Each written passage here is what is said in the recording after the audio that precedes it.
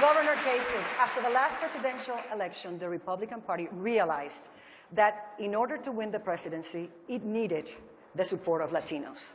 Guidelines as to how to accomplish that were spelled out in an autopsy report that concluded, and I'm going to quote it, "If Hispanic Americans hear that the GOP doesn't want them in the United States, they won't pay attention to our next sentence."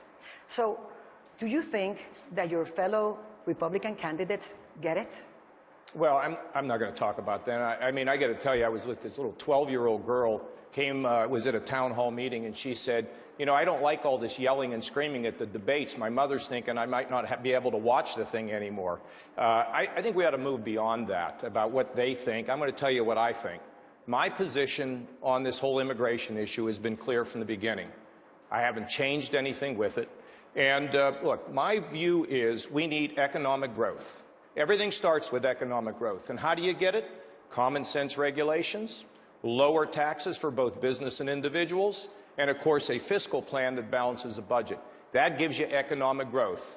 I did it when I was in Washington as the Budget Committee chairman, negotiating actually with Democrats. It gave us surpluses, economic growth, and the same thing in Ohio. But here's the thing that I believe. Economic growth is not an end unto itself.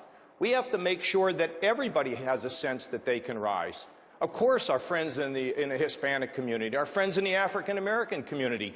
The promise of America is that our system, when we follow the right formula, is going to give opportunity for everyone. It's what Jack Kemp used to say, a rising tide lifts all boats, not just some boats, but all boats. And you know what?